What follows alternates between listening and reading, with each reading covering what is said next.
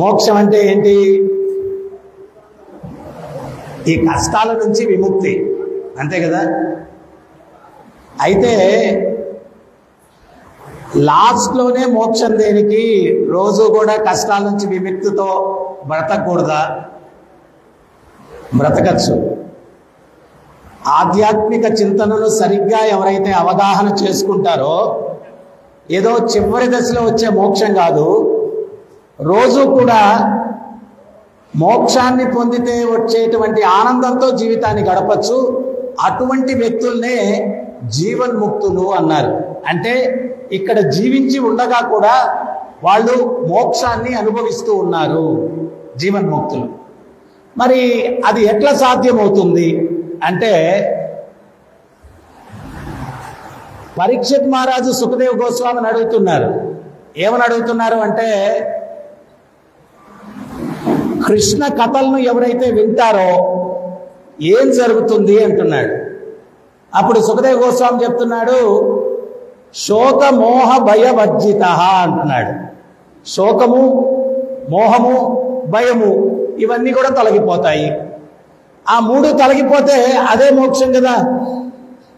ఆ మూడు తొలగిపోతే శోకం, దుఃఖం, అందరు ఏడుస్తూ ఉంటారు ఎప్పుడు. ఎందుకు ఏడుపు అంటే ఎవరికి అర్థం కాదు. ప్రభుపాదులు వారు చెప్తారు, ప్రతి ఒక్కడికి 2 ఏడుపులు అంట. ఒకటేంటి అంటే ఉన్నది పోయింది అని ఏడుపు, లేనిది పొందలేదు అని ఏడుపు. ఈ 2 ఏడుపుల్లో ఉండేది కూడా అనుభవించడు. ఈ 2 ఏడుపుల్లో భగవంతుడు వాడికి ఏమి ఇచ్చాడో దాన్ని కూడా వాడు ఎంజాయ్ చేయడు. సో 2 ఏడుపులు ప్రతి ఒక్కడికి ఉంటాయంట, ఉన్నది పోయింది అని, లేనిది పొందలేదు అని. శోకము, మోహము, ప్రతిదీ నాకు కావాలి, నాకు కావాలి, నాకు కావాలంటాడు. నువ్వు చేసుకున్న కర్మని బట్టి నీకు కావాలా అని కోరుకోకపోయినా నీకు పొందేటట్టుంటే అది వస్తుంది నీ దగ్గరికి. నువ్వు కర్మ చేసుకోలేదనుకో, నువ్వు తల కింద పెట్టి కాళ్ళు పైకెత్తినా కానీ అది నీకు రాదు. మరి శోకం ఎందుకు? నాకు అది రాలేదు, నాకు ఇది రాలేదు, నాకు ఇది రాలేదు. శోకం, శోకం.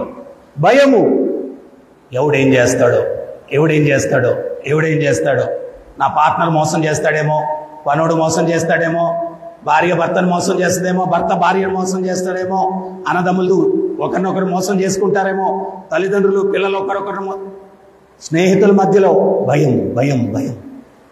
ఎప్పుడైతే ఆ భయుడు మనతో ఉన్నాడు అన్నటువంటిది, ప్రహ్లాదుడు కొండల మీద నుంచి దొర్లించినా, మంటల్లోకి తోసినా, రంపాలతో కోసినా, పాములతో కరిపించినా, ఏనుగులతో తొక్కించినా ప్రశాంతంగా ఉండగలిగాడు. అంటే ఏంటి అంటే, ఆ కృష్ణ కథామృతం అనేది వినడమే కాకుండా నరనరాల్లో జీర్ణించుకున్నాడు.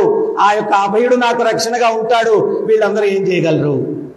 ఆ సైనికులు వచ్చి అడిగారు, అరే నాయనా నిన్ను చూస్తే చంపాలనిపించట్లేదురా, మీ నాన్నగారి మాటలు వినేయచ్చు కదా, ఇంటే ఇవన్నీ పోతాయి కదా. ఆయన ప్రహ్లాదుడు అంటున్నాడు, ఏమయ్యా వయసులు పెరిగాయి, మీకు బుర్రలు పెరగలేదయ్యా. మీరు మా నాన్నగారు చంపేయాలనుకుంటే నేను చనిపోతాను అనుకుంటున్నారా? ఇచ్చోళ్ళు కానీ మీరు ఆ శ్రీహరి అనుకుంటే నేను మరణిస్తాను, కానీ మీరు నిర్ణయిస్తే నేను మరణించను, మీ పని మీరు చేసుకోండి అన్నాడు. మరి ఆచార్యులు కూడా కీర్తనలు పాడున్నారు, హరిచిత్త సత్య నరచిత్త లవలేశ నడియదు. హరిచిత్తం ప్రకారమే అన్ని జరుగుతాయి, నరచిత్తం లవలేశం కూడా, లవలేశం కూడా, కించిత్తు కూడా. నరుడి చిత్తం ప్రకారం ఏం జరగదు. అయితే భగవద్గీత ప్రకారం భగవంతునికి మనం ఎప్పుడైతే శరణాగతి పొంది, ఆ రక్షకుడు ఎల్లవేళలా నాతో ఉన్నాడు. వేశ్య పింగళ చక్కగా అలంకరించుకొని వీధి గుమ్మంలో నిలబడుకుంటే ఆ మందానికి ఆకర్షితులు ఎవరో ఒకరు వచ్చి సాంగత్యం చేసేవారు. ఒకరోజు చక్కగా అలంకరించుకొని నిలబడింది, ఎవరు రావట్లేదు. నడిరేయి దాటిపోయింది. అరే కారణం ఏంటి, ఎవరు రావట్లేదని ఆలోచించింది. ఆ ఆలోచనలో ఆమెకు అర్థమైన సత్యం ఏంటి అంటే, నేను వృద్ధురాలినైపోయాను, అందవిహీనంగా తయారయ్యాను, అందుకని ఎవరు ఆకర్షితులు కావట్లేదు. ఇంకొంచెం ఆలోచించింది, అందం ఉన్నప్పుడు వచ్చారు, అందము లేనప్పుడు ఎవరు రాలేదు. ధనం ఉన్నప్పుడు వచ్చారు, ధనము లేనప్పుడు ఎవరు రాలేదు. ఆనందం ఉన్నప్పుడు వచ్చారు, దుఃఖం ఉన్నప్పుడు ఎవరు రాలేదు. కానీ ఈ 2 సందర్భాల్లో కూడా ఒక వ్యక్తి మాత్రం నన్ను వదలకుండా ఉన్నాడు. అది ఎవరంటే పరమాత్మ. పరమాత్మ. ఎప్పుడైతే ఆ పరమాత్మ నన్ను వదలకుండా ఉన్నాడు అని ఆమె ఎప్పుడైతే గుర్తించిందో, ఆ రేయి ప్రశాంతంగా నిద్రించిందంట. ఆ రేయి ప్రశాంతంగా. సో మనకు ఈ యొక్క మోక్ష స్థితి అంటే ఏదో చివరిగా అక్కడికి వెళ్ళిపోయినప్పుడే కాదు, ఇక్కడ జీవించినప్పుడు కూడా నువ్వు ఆ కష్టాల నుంచి ముక్త స్థితిలో జీవితాన్ని గడపాలా అంటే ఎల్లవేళలా కూడా ఆ భగవంతుని యొక్క మననలో ఉండాలా, ఆయన్ని నువ్వు మర్చిపోకుండా ఉండాలా. మనం పిల్లవాడు వీధిలో పోతుంటాడు, చెయ్యదులేసి వాడు రోడ్డుకు అడ్డంగా పరిగిస్తూ ఉంటాడు. తండ్రి చెప్తాడు, రే వాహనాలు వస్తాయి గుద్దేస్తాయి, వాడు వినడు. ఒక్కొక్కటి బొవ్వు అంటుంది, వాడు పరిగెట్టుకుంటూ వచ్చి నాన్నగారు చేయబట్టుకుంటాడు. ఆ కుక్క ఎప్పుడైతే బొవ్వు అనిందో వాడు వచ్చి నాన్నగారు చేయబట్టుకున్నారు. మనకు కూడా జీవితంలో కష్టం ఎందుకు భగవంతుడు ఇస్తాడు అంటే ఆయన్ని మనం మర్చిపోయి ఉన్నాం రక్షకుణ్ణి, ఆ కష్టం అనేది ఇస్తే నా గుర్తొచ్చి ఆయన శరణాలకు చేరుతాము అనేటువంటి ఉద్దేశంతో భగవంతుడు కష్టం ఇస్తాడు. ఎప్పుడైతే ఆ పిల్లవాడు వచ్చి తండ్రి చేయి పట్టుకొని నిలబడుకున్నాడో కుక్క భయమేమన్నా వాడిని కలత పెడుతుందా? లేదు. అదే రకంగా ఎప్పుడైతే మనం భగవంతుని పాదార విందములకు శరణాగతి పొందుతామో ఎంత పెద్ద కష్టమైనా కానీ మనల్ని కలత పెట్టదు, ఎంత పెద్ద కష్టమైనా కలత పెట్టదు. అందుకనే ఆచార్యులు ఏం చెప్తున్నారు అంటే భగవద్భక్తునికి సముద్రము లాంటి కష్టము నీటి బిందువులా కనిపిస్తుందంట, అభక్తునికి నీటి బిందువు లాంటి కష్టము సముద్రంలాగా కనిపిస్తుంది. అంటే మనం వేరే మతాల్లాగా మాకు శరణాగతి పొందితే నీ కష్టాలు ఉండవు, మా భగవంతుడు దొంగల్ని ప్రోత్సహించేవాడు కాదు. మా భగవంతుడు black is black, white is white. నువ్వు తప్పు చేసావంటే దాని కర్మ నువ్వు అనుభవించి తీరాల్సిందే. అయితే నాకు శరణాగతి పొందితే ఆ యొక్క కష్టాన్ని ఎదుర్కొనే శక్తిని అయితే నీకు ఇస్తానంటాడు. అది భగవంతుడు. ఆ కష్టాన్ని ఎదుర్కొనే శక్తిని ఇస్తాను నీకు.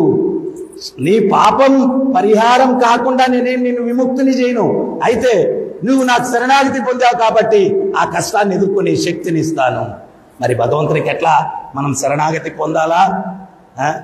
ఎట్లా పొందాలా అంటే అసూయ ద్వేషము అన్నటువంటిది లేకుండా భగవంతునికి శరణాగతి పొందాలా.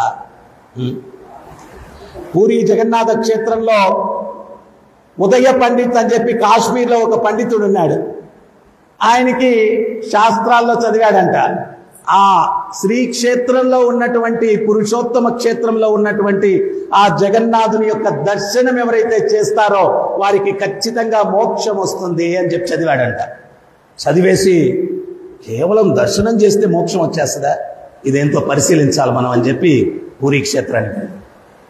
అంటే ఇది ఎందుకు చెప్తున్నాను అంటే శరణాగతి అన్నటువంటిది విశ్వాసముతో కూడినటువంటి శరణాగతి, సంపూర్ణ విశ్వాసంతో శరణాగతి పొందాలి మనం.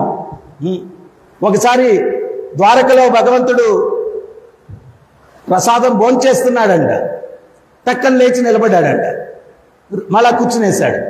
రుక్మిణీదేవి అడిగిందంట, స్వామి ఉన్నట్టుండి లేచారు మళ్ళా కూర్చున్నారు ఏంటి అంటే, నా భక్తుడు ఒకడు అడవిలో పోతూ ఉన్నాడు, అడవి తోడేళ్ళు మీద పడ్డాయి, కృష్ణ అన్నాడు కాపాడదామని చెప్పి సిద్ధమయ్యాను. ఈ లోపల అక్కడ ఏదో ఒక పెద్ద కర్ర తీసుకొని వాడే ఫైట్ చేయడం మొదలు పెట్టాడు. సరే ఇంక వాడు కొట్లాడేటప్పుడు నేను దేనికి వెళ్ళడం అని ఆగిపోయాను. ఇంక వాడు కొట్లాడేటప్పుడు నేను దేనికి అని చెప్పి ఆగిపోయాను. సో ఆ విశ్వాసముతో ఉన్నటువంటి వ్యక్తికి ఎల్లవేళలా భగవంతుడు ఉన్నాడు, సందేహం లేదు. ఈ ఉదయ పండిత్ కాశ్మీర్ నుంచి వచ్చాడు, ఆ భగవంతుని దర్శనం మోక్షం ఇచ్చేస్తుందా అని సంశయంతో ఒక చౌల్ట్రీలో రాత్రి పడుకున్నాడు. ఉదయంతో చక్కగా మంగళారతి సమయానికి స్నానం గీనం చేసి రెడీ అయ్యి వెళ్ళాడు. అర్చకులు గర్భగుడి తలుపులు తీస్తూ ఉంటే లోపల నుంచి ఎవరో గొళ్ళెం వేసేస్తున్నారు. ఇదేమి విచిత్రం, మనం లోపల ఎవరు లేరు, జగన్నాథుడు బలదేవుడు సుభద్ర సుదర్శన్ తప్పించి, మరి లోపల నుంచి ఎవరు గొళ్ళెం వేస్తారు? రోజంతా తలుపు తడుతూ ఉన్నారు, తలుపు తడుతూ ఉన్నారు, తలుపు తడుతూ ఉన్నారు, తలుపు తెరవట్లేదు. ఏమైందో అర్థం కాలేదు.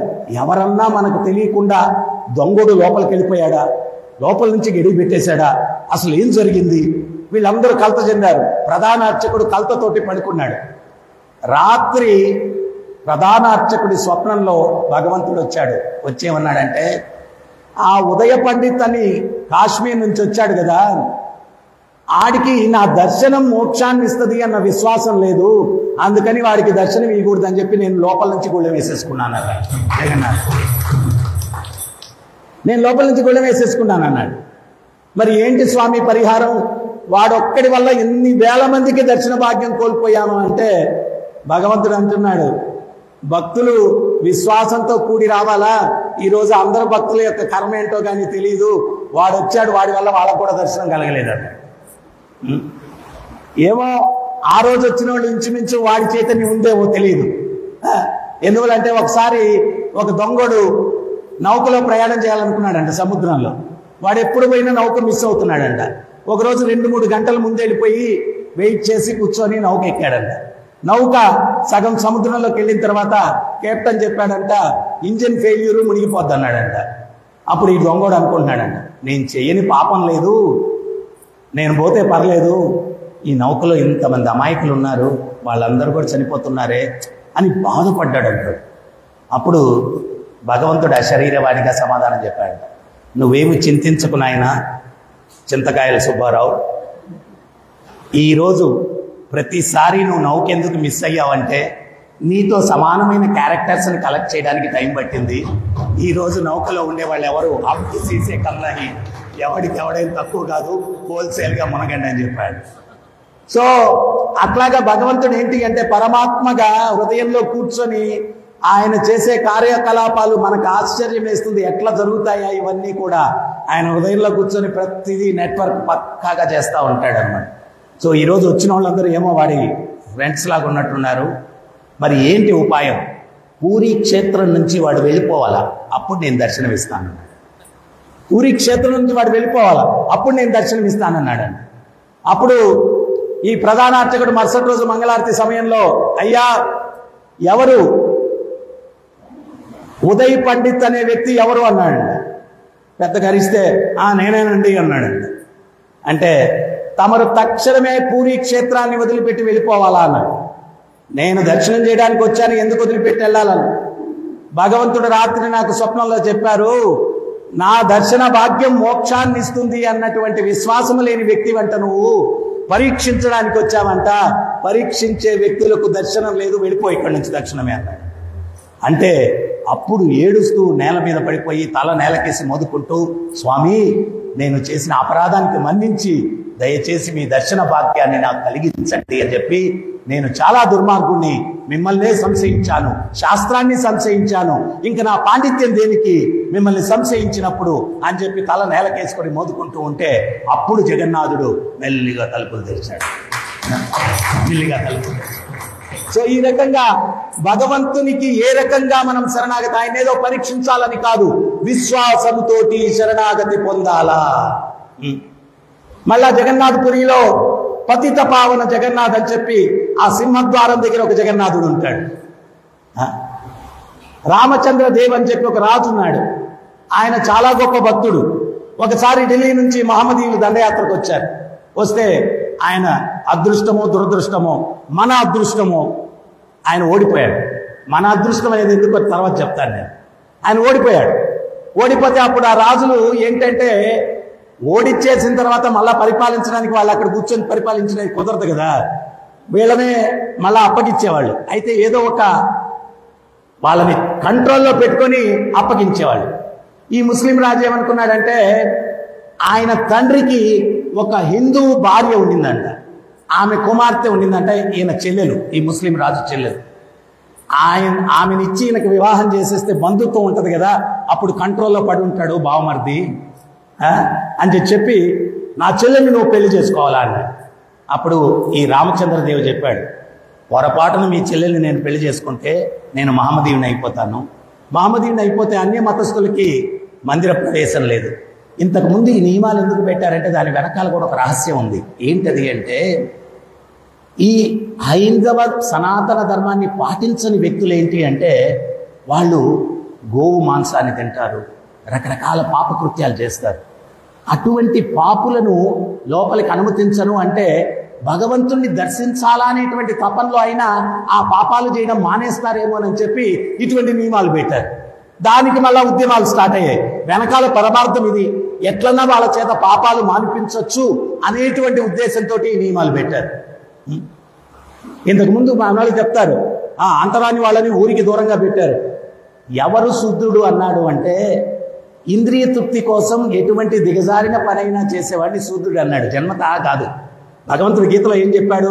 చతుర్వర్ణం మయా సృష్టం గుణకర్మ విభాగస్య. 4 వర్ణాలు నేనే సృష్టించాను. దేన్ని బట్టి? గుణాలు, వాడు చేసే పనులు, పుట్టుకతో కాదు.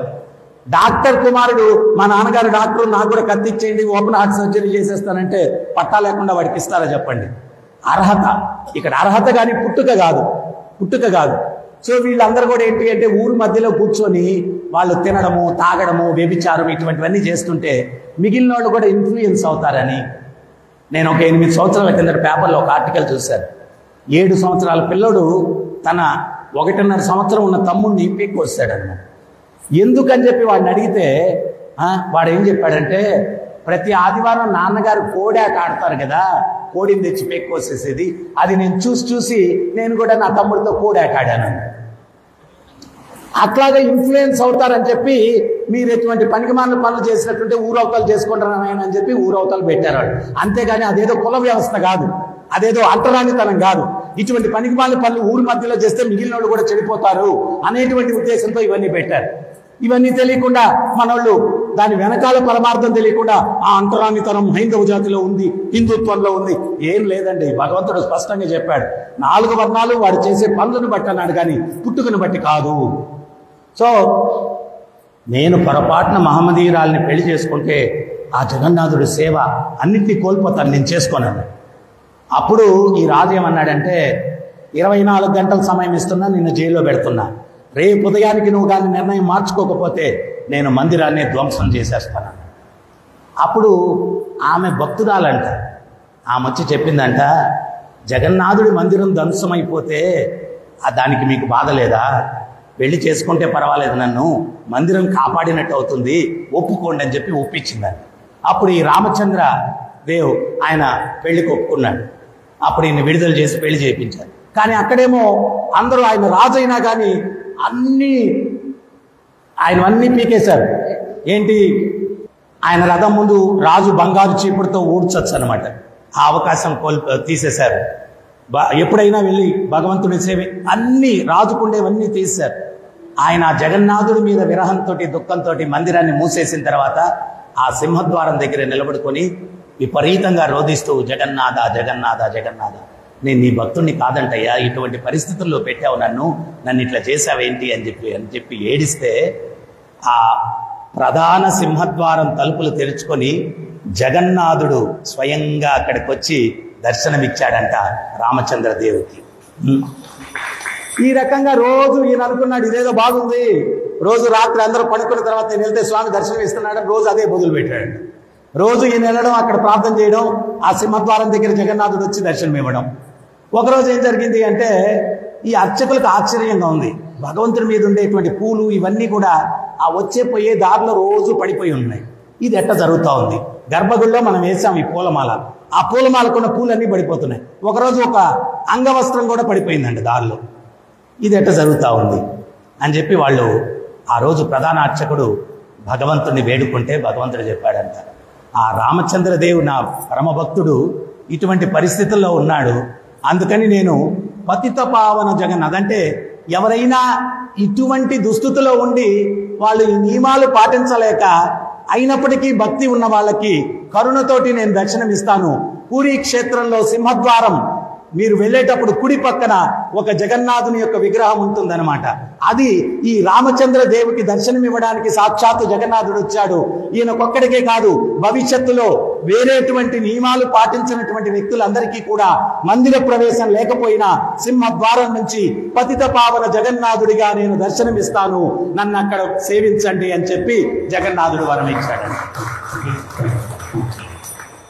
మనలో సంకల్పం ఉండాలంతే, స్వామిని సేవించుకోవాలి. ప్రతి ఒక్కడికి అవకాశం ఇస్తాడు ఉద్ధరింపబడ్డానికి. సో భక్తి అన్నటువంటిది ఎప్పుడూ మనసు ఆయన మనలోనే ఉన్నప్పుడు మనకు ఏ ఇబ్బందులు కలత పెట్టవు. సో ప్రతి రోజు కూడా జీవన్ముక్తుడిగా జీవించాలంటే ఆ మనసులో ఎల్లవేళలా స్వామిని స్మరిస్తూ ఉండాలా. ఇప్పుడు మీరు ప్రవచనం వింటూ ఉన్నారు, మీకెవరికన్నా మీ ఈఎంఐల గురించి ఏమైనా గుర్తొచ్చిందా? మీ ఆరోగ్య ఇబ్బందుల గురించి ఏమైనా గుర్తొచ్చిందా? మీ బాధలు ఏమైనా గుర్తొచ్చాయా? ఏం లేదు కదా. అంటే ఈ ప్రవచనం విన్నంత వరకు కూడా మీరు ముక్తిని పొందారు కదా. ఆ సమయంలో అభిషేకం చేసేటప్పుడు ఏమన్నా బాధలు మీకు గుర్తు వచ్చాయా చూసేటప్పుడు? మరి అప్పుడు మీరు ముక్తిని మరి ఎల్లవేళలా స్వామిని స్మరిస్తూ అట్లా ఉండేటువంటి చైతన్యాన్ని మీరు పెంపొందించుకుంటే జీవించి ఉన్నంత వరకు కూడా జీవన్ముక్తులుగా జీవించవచ్చు. బాధల నుంచి బయటపడేదాన్నే మోక్షం అంటారు. ఎల్లవేళలా ఆ బాధలు లేకుండా ఉండాలంటే ఆ స్వామిని స్మరిస్తూ ఉంటే ఆ బాధలేవి మనల్ని కలతపెట్టవు. ఆ ఆర్ట్ నేర్చుకున్నదే అదే ఆర్ట్ ఆఫ్ లివింగ్ అన్నమాట. అదే ఆర్ట్ ఆఫ్ లివింగ్. సో దాన్ని అలవర్చుకునేదానికి, దాన్ని నేర్పించడానికి స్వామి ప్రభుపాదుల వారు ఈ ఇస్కాన్ సంస్థను విశ్వవ్యాప్తంగా తయారు చేశారు. ఇక్కడికి రండి, సత్సంగంలో పాల్గొనండి, భగవత్ సేవలో పాల్గొనండి. ఆ యొక్క జీవన్ముక్త స్థితిని పొంది జీవించినంత వరకు ఆనందంగా జీవిస్తూ జీవితాంతంలో మళ్ళా ఈ కుళ్ళు ప్రపంచానికి రాకుండా భగవంతుణ్ణి చేరుకునేదానికి ఈ విలువైన మనుష్య జీవితాన్ని వినియోగించండి.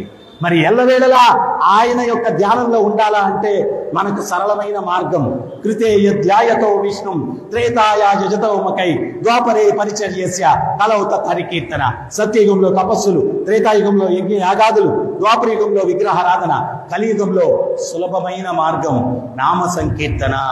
హరే కృష్ణ హరే కృష్ణ కృష్ణ కృష్ణ హరే హరే హరే రామ హరే రామ రామ రామ హరే హరే హరే కృష్ణ హరే కృష్ణ కృష్ణ కృష్ణ హరే హరే హరే రామ హరే రామ రామ రామ హరే హరే హరే కృష్ణ హరే కృష్ణ కృష్ణ కృష్ణ హరే హరే హరే రామ హరే రామ రామ రామ హరే హరే. ఇది షౌడచకనాంనాం కలికల్ముషనాశనం నాతరో పర్తరోపాయ సర్వ వేదేషు దృశ్యతి. ఈ 16 పదాలైన భగవంతుని ఎవరైతే జపిస్తారో కలి కల్ముషనాశనం, కలికాలం ఉండే కల్ముషాలన్నీ నాశనం అవుతాయి. నాతరో పర్తరోపాయ సర్వ వేదేషు దృశ్యతి. వేదాలు మొదటి నుంచి చివరి దాకా తిరగవేసిన ఇంతకు మించిన కరుణోపాయం ఇంకోటి లేదు. అందువల్ల ఈ కలియుగంలో ఇది యుగధర్మం. బ్రహ్మని నారదుల వారు అడిగారు, వీళ్ళు ఎట్లా ఉద్ధరింపబడతారు, ఎట్లా శాంతిని పొందుతారంటే హరిర్నామ హరిర్నామ హరిర్నామైవ హి కేవలం కలో నాస్తేవ నాస్తేవ నాస్తేవ గతిరన్యద. కలియుగంలో హరినామం జపించడం కన్నా ఇంకో మార్గం లేదు, ఇంకో మార్గం లేదు, ఇంకో మార్గం లేదు. హరినామాలు శతకోటి ఉన్నాయి. ఏది జపించాలా అంటే ఈ మహామంత్రాన్ని ఇచ్చారు. అందువల్ల ప్రతినిత్యం ఈ మంత్రాన్ని జపించి జీవన్ముక్త స్థితిలో ఆనందంగా జీవించడానికి ప్రయత్నించండి. హరే కృష్ణ.